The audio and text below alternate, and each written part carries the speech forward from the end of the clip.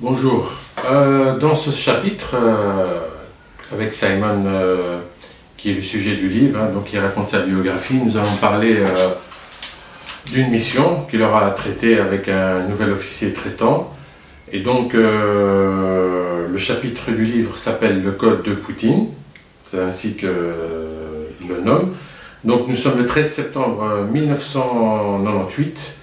Et Simon est revenu de sa mission d'Israël et donc il n'a plus de nouvelles de la CIA depuis un an et demi.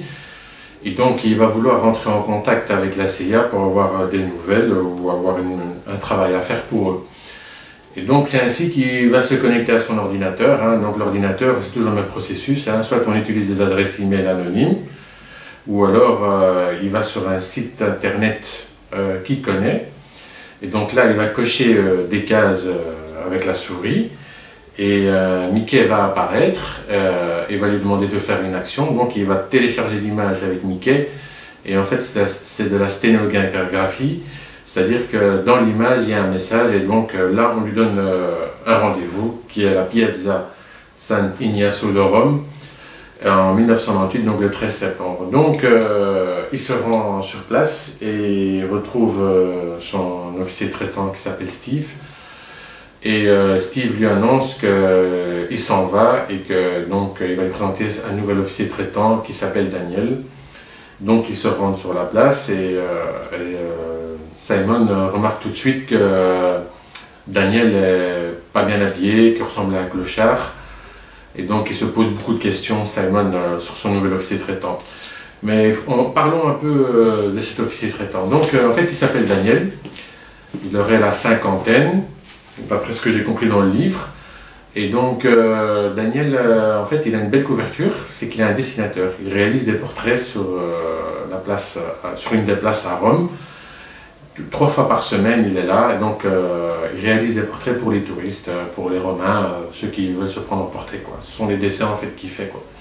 Et donc ce jour-là, lorsque Daniel rencontre, l'officier traitant rencontre Simon, donc Simon est le sujet, donc Daniel va réaliser son portrait, et donc il est là avec son officier traitant devant les gens sur la piazza. Et à côté d'eux, il y a une jeune fille qui est par terre, assise sur ses genoux, qui observe Daniel et Simon travailler ensemble pour dessiner le portrait. Et donc, quand le portrait est réalisé, Daniel, l'officier traitant, lui dit « Bon, maintenant il faut passer à la caisse, à boule de flouze, comme on dit. » Et Simon est un peu surpris parce qu'il ne pensait pas que son officier traitant lui demandait de l'argent. Donc, il lui dit « Il faut payer. » Et donc, Daniel lui explique que c'est une couverture. Ce travail et donc il faut faire semblant de payer l'argent si on est observé pour pas que l'ennemi comprenne qu'il y a anguille sous roche, quoi.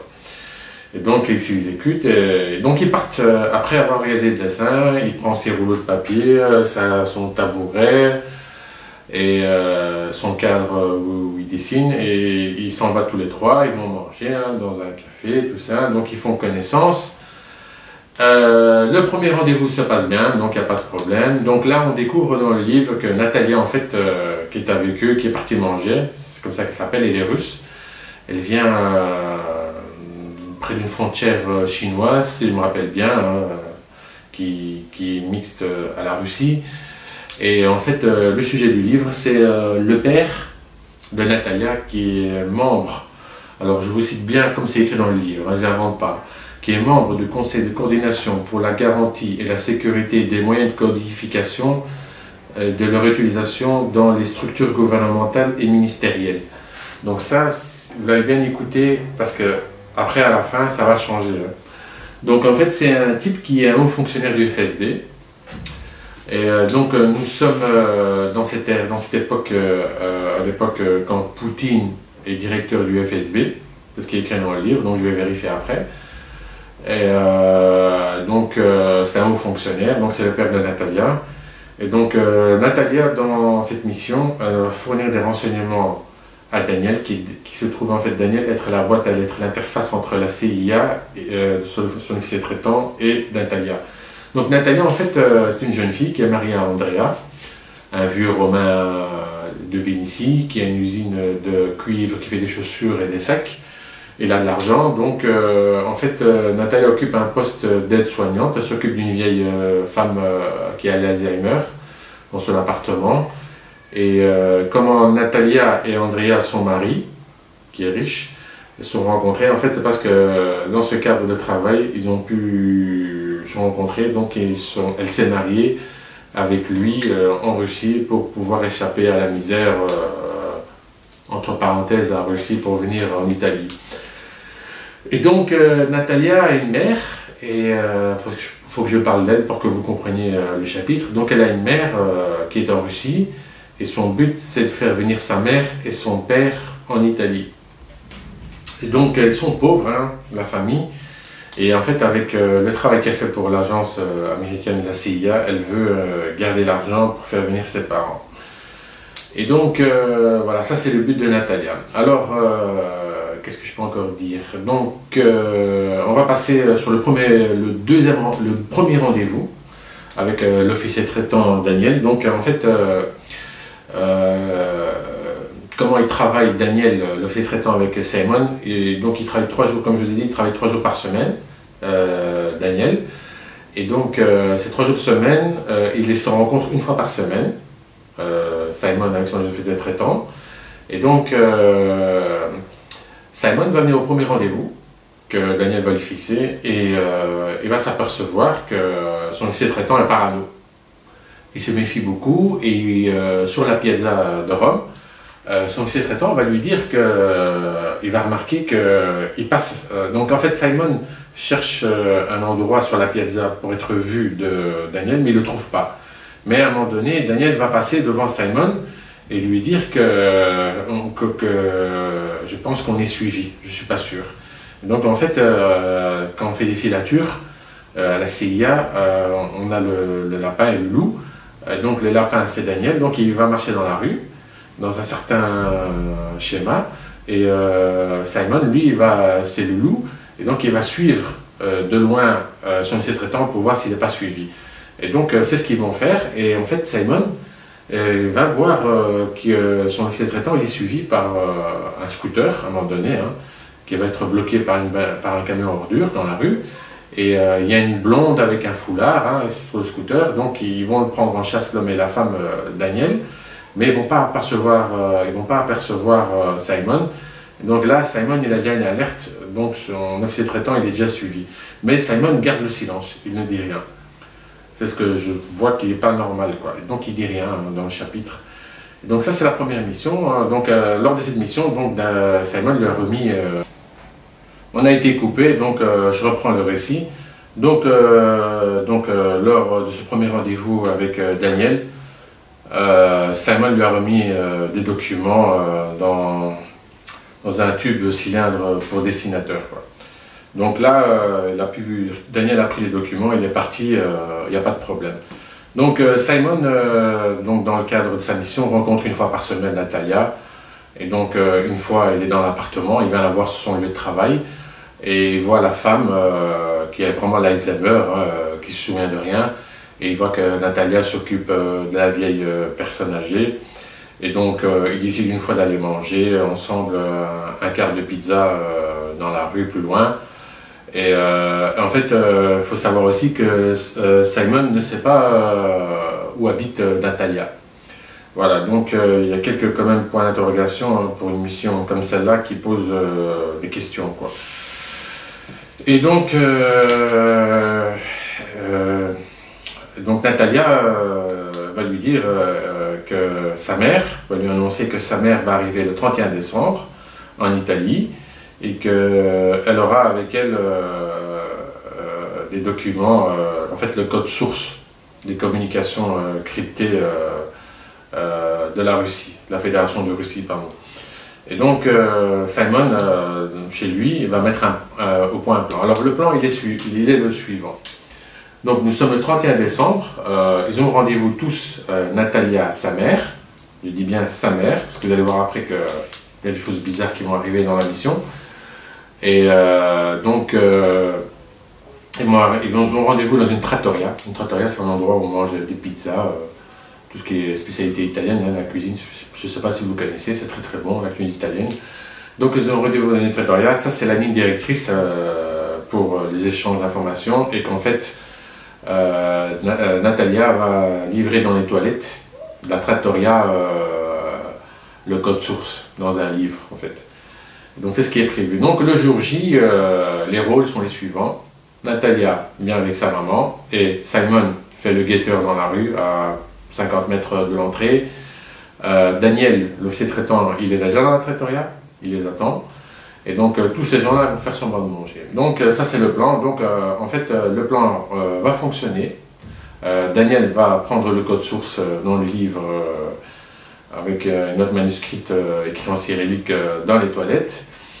Et en fait donc le jour J, Simon dans la voiture il est en planque et il va voir Daniel sortir. Mais Daniel va sortir, il va rester devant la porte pendant quelques minutes, à regarder à gauche, à droite, et Simon va lui faire des appels de phare et un klaxon dans la rue pour lui dire que je suis là, qu'il peut venir.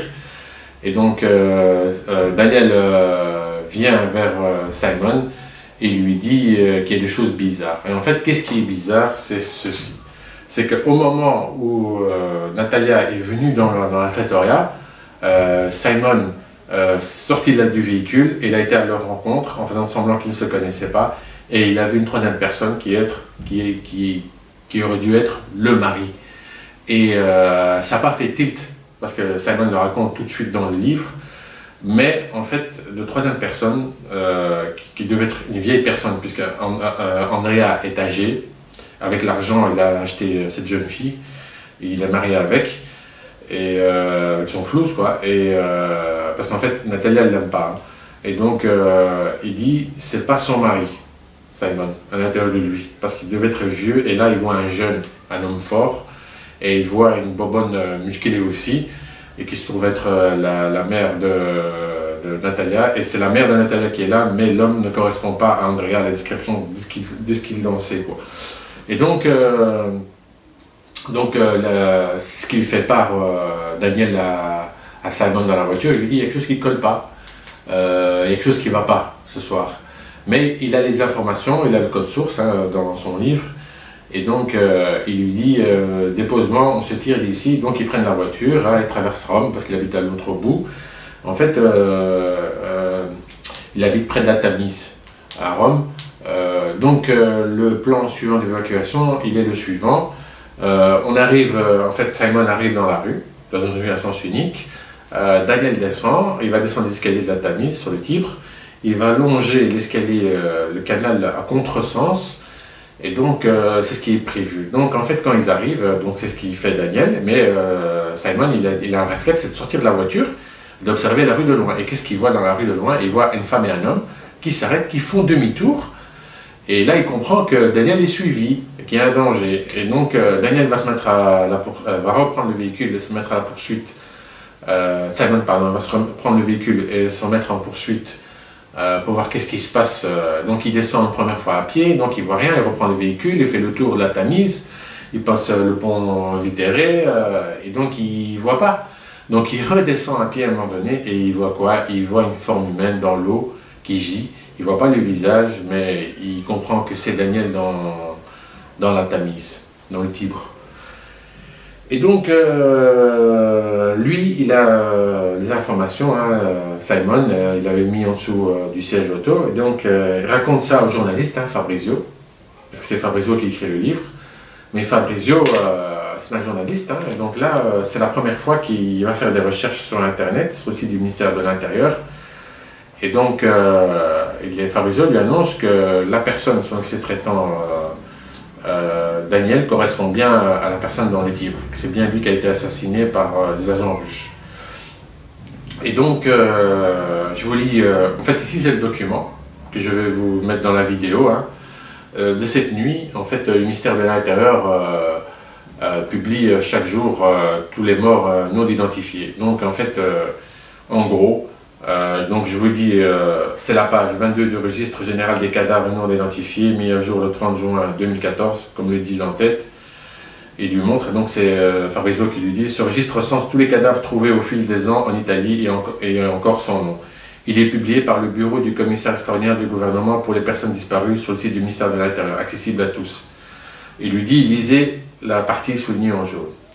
Alors, la page du registre général des cadavres non identifiés surligne le corps qui correspond, selon Simon Peace, aux caractéristiques du chef d'opération de la CIA à Rome, le 3 janvier 1909. Donc, c'est que quelques mois plus tard qu'on identifie le corps qu'il est publié. Alors, Latium Rome, Ligonevere, Instasia, c'est l'endroit où a été trouvé le corps, le 4 janvier 1909. Constitution robuste.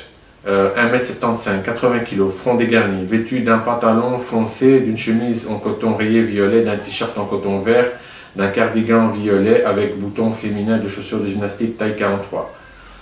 Cette description, fichier aussi du mise à l'intérieur, correspond à ce qu'il a vu le jour même où Daniel a été assassiné. Son agent officier traitant, c'est les mêmes habits, c'est lui en fait. Et donc, en fait, ni la CIA ni Daniel n'ont demandé le corps, quoi. Donc il est mort dans l'anonymat. Et ce qui va un peu choquer, c'est que il a abandonné à son sort l'officier traitant, hein, donc il aura son étoile sur le mur, un peu tristement. C'est un peu triste l'histoire, quoi. Donc en fait, Simon, donc il a les informations, hein. Il va être suivi par un officier traitant à nouveau, qui va venir en contact. Et en fait, ils ont des phrases clés pour communiquer, hein, entre eux. Et Simon va lui remettre à l'officier traitant qu'il ne connaît pas. Et en fait, l'officier traitant est habillé en jogger et va lui remettre le code source. Et en fait, l'officier traitant va lui demander des renseignements, hein, donc il va lui communiquer les renseignements. Mais on a vu que Daniel, l'officier traitant, surtout comme Simon, ils ont fait beaucoup d'erreurs. Donc l'officier traitant est assassiné tout simplement. J'ai oublié de vous dire quelque chose d'important. C'est qu'en fait Daniel va revenir sur le lieu de travail de Natalia dans l'appartement de la personne âgée dont elle s'occupe, et il va découvrir que Natalia est arrivée il y a 3 mois avec son copain. Donc en fait Natalia ne devait pas marier un Italien comme la CIA pensait. Donc là il va comprendre avec stupeur qu'ils se sont fait arnaquer. Et en fait il va chercher à essayer de la retrouver, mais il ne va pas la retrouver parce que Natalia a disparu. L'Andrea Marie n'existe pas, donc toute cette histoire elle est fausse. Donc il y a quand même quelques contradictions dans le livre, puisque à la fin, j'ai noté ici, on ne parle plus, comme je vous ai dit, de conseil de coordination pour la garantie et la sécurité, ça devient conseil de coordination pour assurer la sécurité des structures de cryptographie et leur opérationnalité dans les systèmes de communication gouvernementaux et confidentiels des États membres de la communauté des États. Donc ça c'est le code source qu'utilise la Fédération de Russie pour communiquer avec la communauté des États indépendants. En fait c'est des pays qui sont satellites à l'ex-URSS. Donc vous voyez, il y a beaucoup de contradictions entre le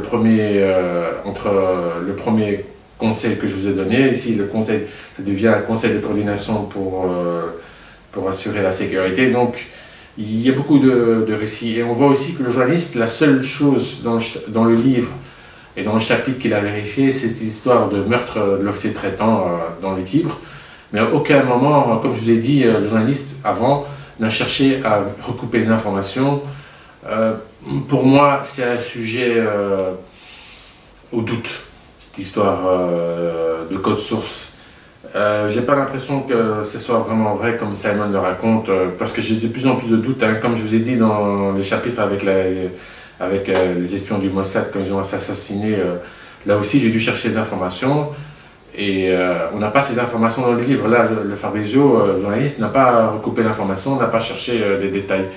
Alors qu'au moment d'écriture du livre, il avait les détails. Il suffisait de regarder sur Internet, sur un moteur de recherche, et on découvrait la vérité. Et là aussi, c'est interprétation. J'ai l'impression que, je ne sais pas.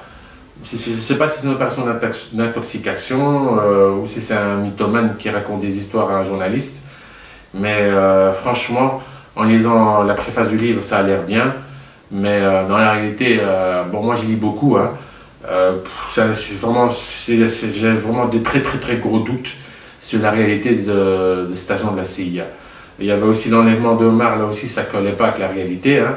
Là aussi Fabrizio il aurait pu aller dans un moteur de recherche, vérifier qui sont les protagonistes italiens. Il aurait découvert que c'était le CISMI, les officiers italiens, la police, tout le monde était dans le coup avec la CIA pour enlever Omar. Là aussi, il n'y a pas d'information de Fabrizio, il n'y a rien du tout. Donc pour moi, cette histoire, elle ne tient pas debout non plus. Donc voilà, ça c'est le dernier chapitre hein, que je vous ai dit, hein, les plus intéressants. Pour moi, faut laisser tomber. Hein. Voilà, c'est triste à dire, mais ce livre ne tient pas la route. C'est nul de chez nul. Hein. Voilà, pour moi j'ai fini. Je ferai une dernière capsule vidéo avec mon sentiment pour ceux qui veulent juste voir la conclusion. Je vous dis au revoir, à bientôt.